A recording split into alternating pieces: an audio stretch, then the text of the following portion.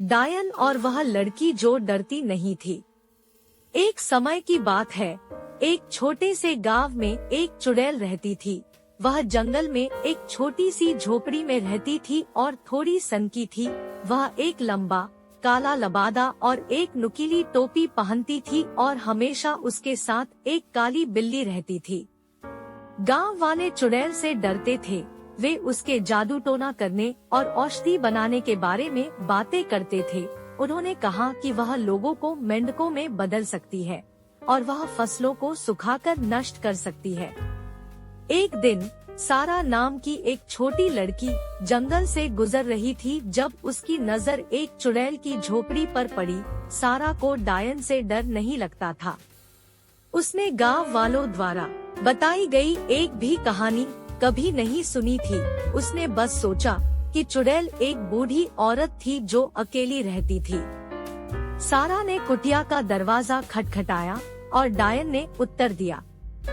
Hello, सारा ने कहा, मेरा नाम सारा है। मैं बस जंगल से गुजर रही थी और मैंने आपका केबिन देखा।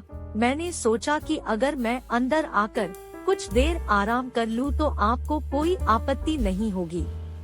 डायन को आश्चर्य हुआ। बहुत से लोग उसकी कुटिया को देखने नहीं आते थे, खासकर बच्चे तो कोई भी नहीं। बेशक आप अंदर आ सकते हैं, उसने कहा।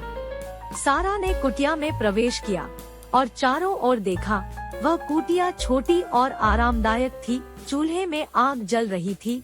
अलमारियों और मेजों पर हर तरह की अजीब और अद्भुत चीजें थी।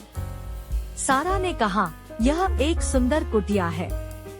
धन्यवाद, डायने ने कहा, मैं इसे यहाँ देखना चाहती हूँ। सारा और डायन आग के पास बैठे और बातें करने लगे।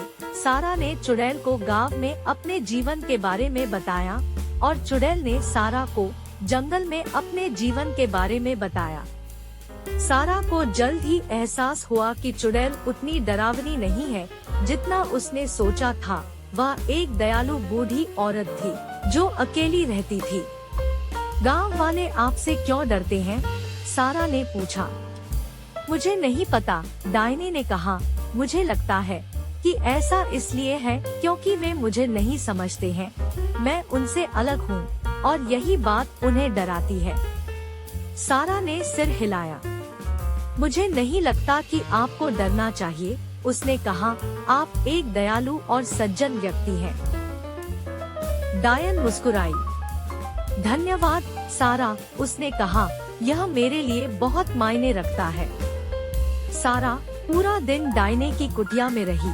उन्होंने बातें की और हंसे और सारा ने जादू और औषधि के बारे में बहुत कुछ सीखा। जब सारा का घर जाने का समय हुआ तो डायने ने उसे एक उपहार दिया। वह दवा की एक छोटी सी शीशी थी। यह औषधि तुम्हें नुकसान से बचाएगी, चुड़ैल ने कहा।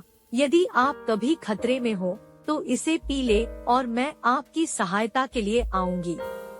सारा ने उपहार के लिए चुड़ैल को धन्यवाद दिया और जल्द ही उससे दोबारा मिलने का वादा किया। सारा खुश और सुरक्षित महसूस करते हुए जंगल के रास्ते घर चली गई। वह जानती थी कि उसने डायने के रूप में एक नया दोस्त बना लिया है।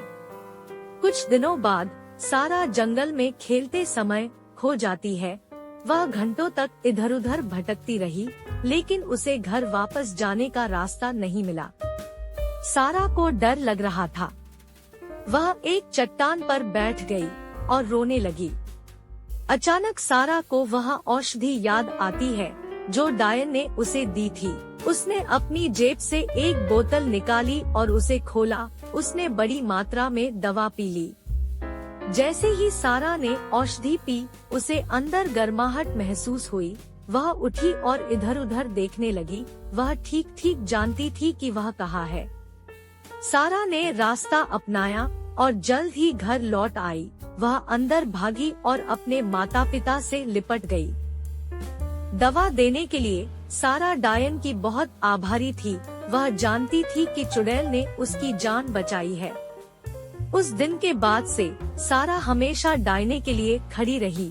उसने अन्य ग्रामीणों को बताया कि चुड़ैल एक दयालु और सज्जन व्यक्ति थी उसने उनसे कहा कि वे उससे न डरें। इसमें कुछ समय लगा, लेकिन आखिरकार गांव वालों ने चुड़ैल को पहचान लिया। उन्हें एहसास हुआ कि वह उनके लिए खतरा नहीं थी। वे उसकी झोपड़ी में जाने लगे और उससे सीखने लगे। चुड़ैल एक दोस्त पाकर खुश थी। उन्होंने जादू और चिकित्सा के बारे में अपना ज्ञान ग्रामीणों के साथ साझा किया। उसने उन्हें सिखाया कि बीमारों को कैसे ठीक किया जाए और फसलें कैसे उगाई जाएं। चुड़ैल ने गांव में एक लंबा और सुखी जीवन व्यतीत किया। उसे सभी से प्यार और सम्मान मिलता था। उसने ग्रामीणों को दिखाया कि दयालु होना और अलग अलग लोगों को स्वीकार करना महत्वपूर्ण है। समाप्त। सीख: दयालु होना और अलग लोगों को स्वीकार करना महत्वपूर्ण है। हमें लोगों का मूल्यांकन उनकी शक्ल सूरत या उनकी आस्था के आधार पर नहीं करना चाहिए। हर कोई सम्मान के साथ व्यवहार करने का हकदार है। वर्ल्ड्स नेचर यूट्यूब चैनल पर इस कहानी को देखने के लिए धन्यवाद। हमें उम्मीद है कि आपको इसका आनंद आया होगा। यदि आपने इस कहानी का आनंद लिया तो कृपया हमारे चैनल को लाइक और सब्सक्राइब करें ताकि और अधिक कहानियाँ देख सकें। हम वादा करते हैं कि भविष्य में हम आपको इस तरह की और भी नई और रोमांचक कहानियाँ लाएंगे। तब तक अपना ख्याल रखें और अलविदा।